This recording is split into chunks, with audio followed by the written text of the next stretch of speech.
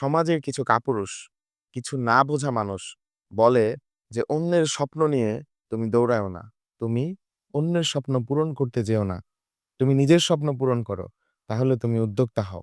তুমি চাকর হইও না, চাকরিজীবী হইও না।" একেবারে ডাহা একটা মিথ্যা কথা। আপনি কি জানেন? অসংখ্য উদ্যোক্তা শুধু একজন চাকরিজীবী খুঁজে পাচ্ছে না, তার সিইও খুঁজে পাচ্ছে না, তার ডিপার্টমেন্ট প্রধান খুঁজে পাচ্ছে না। আজকে আমরা কথা বলছি চাকরিজীবীদের কেন সেলুট দিতে হবে।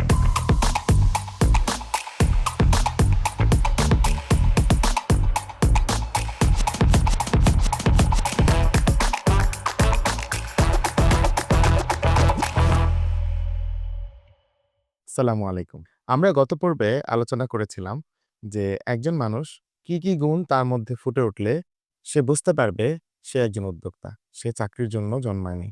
সে উদ্যোক্তা হয়ে ওঠার জন্য জন্মেছেন।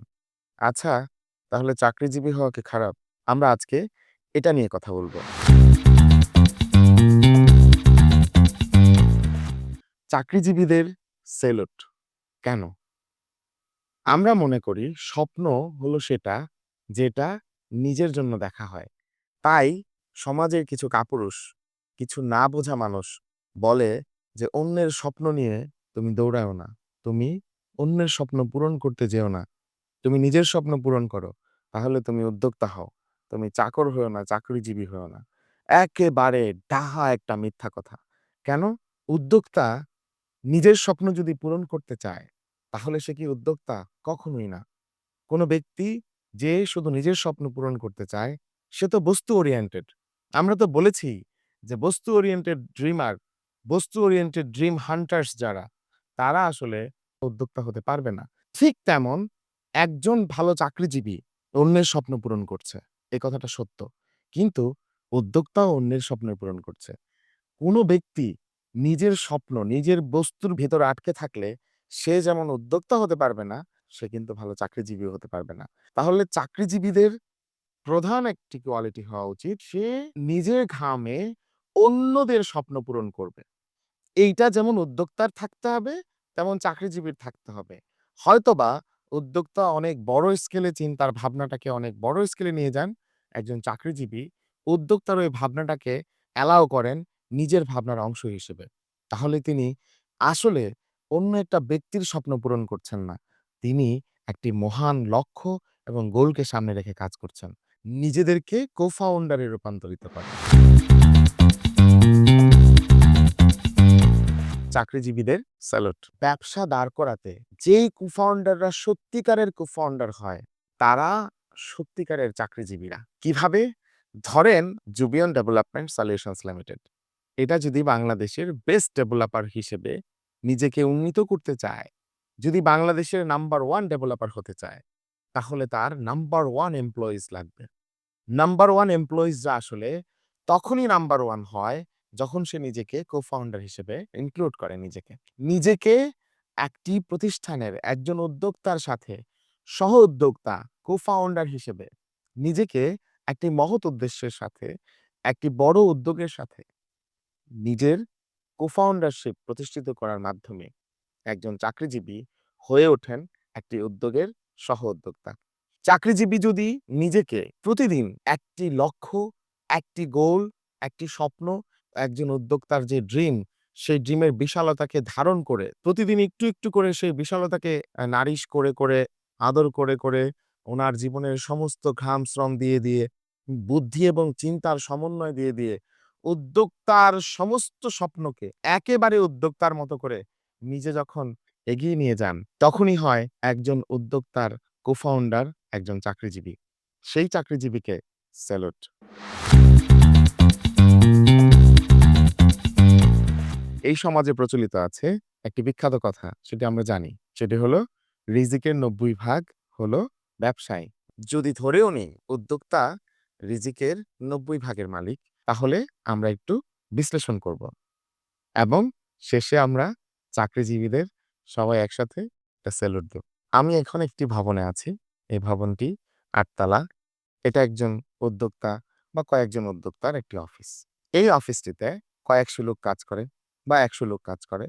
তাদের সবার রিজিক এই অফিসের মধ্যে। এখন আমরা বলছি যে উদ্যোক্তার ৯০% রিজিক হচ্ছে উদ্যোক্তার কাজে বা ব্যবসায়। চাকরিজীবীদেরকে আমরা কিভাবে আলাদা করছি? চাকরিজীবীদেরকে আমরা এই ১০০ জন সহ ১০০ জনের আয়, রিজিক এই পুরো প্রসেসটা থেকেই আলাদা করে দিলাম। এটা মিথ্যা। এটা হতেই পারে না। পুরো পৃথিবীতে আপনি যত উদ্যোক্তা আছে তাদেরকে আলাদা করুন, তাদের সম্পত্তি আলাদা করুন। সেটা হতে পারে খুব বিখ্যাত ২-৩ টা দেশের সমস্ত চাকরিজীবীর সম্পদের থেকেও কম। তার মানে ভুয়া একটা নেরেটিভ। সত্যিকারের নেরেটিভ হলো চাকরিজীবী ছাড়া যে রিজিক অর্জন কোনো ব্যবসায়ী করতে পারবে না, সেটাই হলো সেই ৯০ ভাগের রিজিক। সম্মিলিত রিজিক। আর রিজিক মানে কি? অর্থ? না। রিজিক মানে আরো অনেক কিছু। রিজিকের ৯০ ভাগের ৮০ ভাগ তারাই অর্জন করে দেয়, আর ১০ ভাগ একজন উদ্যোক্তা হয়তোবা সবশেষে ভোগ করে। অর্থের পেছনে বেশিরভাগ উদ্যোক্তা ছুটে বেড়ায়। চাকরিজীবী ছুটে বেড়ায় একটি ঘর, একজন ভালো স্ত্রী, একটি গাড়ি, একটি প্রশান্তির জীবন। ইসলাম ধর্মে এবং অনেক বিখ্যাত মানুষের কথায় রিজিকের যে বর্ণনা দেওয়া হয়েছে, দোয়া, ভালোবাসা, আত্মীয়স্বজন, পরিবেশ, জীবনের প্রশান্তি, এগুলোকে কিন্তু স্বাস্থ্য, এগুলোকে সবচেয়ে বড় রিজিক বলা হয়েছে। অর্থ অনেক পরে। চাকরিজীবী যদি তাকে প্রশ্ন করেন, "তুমি কেন চাকরিজীবী?" সে কিন্তু এই উত্তরগুলো দিবে। হ্যাঁ, অনেক বড় উদ্যোক্তা যারা এই উত্তরগুলোর বাইরে খুব একটা যান না। তারাও বলেন যে, "আমার লিমিটেড এই গোল, ম্যাটেরিয়ালিস্টিক গোল খুব বেশি না।" কিন্তু বাস্তবে তাদের অনেক রকমের বাইন্ডিংস থাকে, ছুটে চলতে হয়। রিজিকের যে আসল অংশ, সেটা নিয়ে তারা ব্যস্ত থাকতে পারে না। ব্যস্ত থাকে একজন চাকরিজীবী। সে সকাল থেকে সন্ধ্যা, পরিবার সবকিছু তার অনেক সুন্দর প্রশান্তি এবং রুটিন মাফিক চলে। তাহলে কি সে আরেকটি সেলুট পেতে পারে না? কারণ সে অল্পে তুষ্ট। সে প্রশান্ত। চাকরিজীবীকে আরেকবার সেলুট। চাকরিজীবী হলেন মহাযজ্ঞের সৈন্য। চাকরিজীবী হলেন মহাকর্মযজ্ঞের সেই পিরামিড যেটা আমরা দেখে অনেক আপ্লুত, সেটার ওই পাথর উঁচুকারী। চাকরিজীবী হলো ফারাও নয়, পিরামিডের আসল আর্কিটেক্ট। চাকরিজীবী এজন্য সেলুট পায় কারণ সে সেই বিশ্বস্ত মানুষ যার প্রতিটি বিশ্বাসের শ্বাস-প্রশ্বাস দিয়ে সে বাঁচিয়ে রেখেছে প্রতিটি বিশাল, বিশাল স্বপ্নকে। চাকরিজীবী হলো বিশ্বাসের সেই লোক বিভিন্নভাবে পুরো পৃথিবী যার দিকে তাকিয়ে বিশ্বাস করে, যার বিশ্বাসের মূল্যে সব বিশ্বাস গড়ে ওঠে, সেই হলেন চাকরিজীবী। আমাদের বিশ্বস্ত চাকরিজীবী ভাইদের এই মহামূল্যবান বিশ্বাসের জন্য সেলুট। আমরা অনেক রকম সিএসআর দেখি। সিএসআর কে চালায়?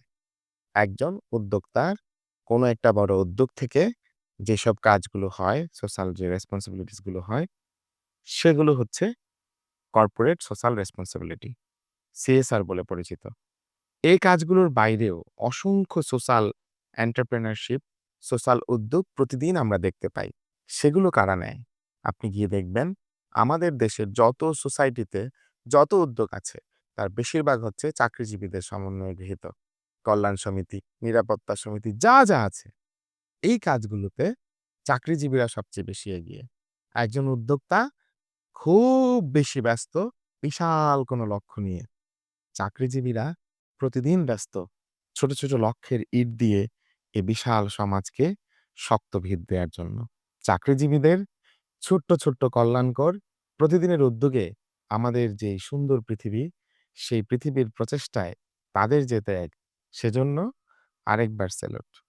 তাহলে আমরা ১ম সেশনে উদ্যোক্তাদের যে মহাগুণ কীর্তন করলাম, উদ্যোক্তা হওয়ার ব্যাপারে যে গুণগুলোকে আমরা ফুটিয়ে তুললাম, যে ১৫ টা বা তার কিছু বেশি কিছু গুণ আমরা বলেছি, সেই গুণগুলো থাকলে, একসাথে থাকলে একজন বুঝতে পারবে সে উদ্যোক্তা হওয়া উচিত, চাকরিজীবী না হয়ে।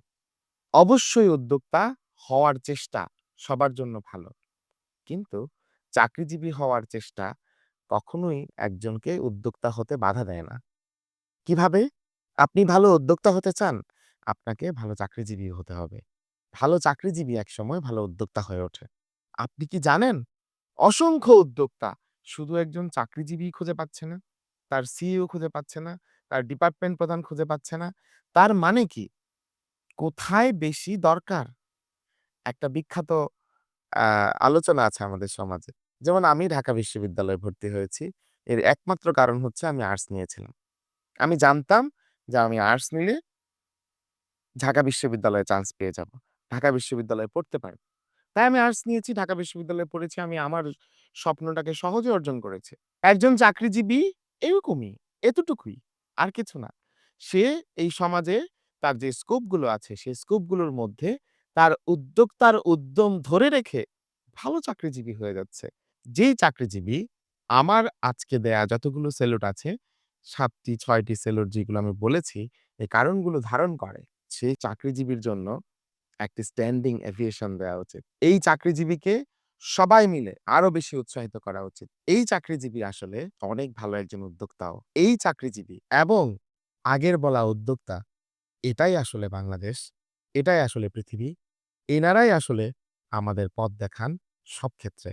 তাই উদ্যোক্তা এবং চাকরিজীবী শেয়ানে, শেয়ানে এগিয়ে যাবে দেশ। আসসালামু আলাইকুম।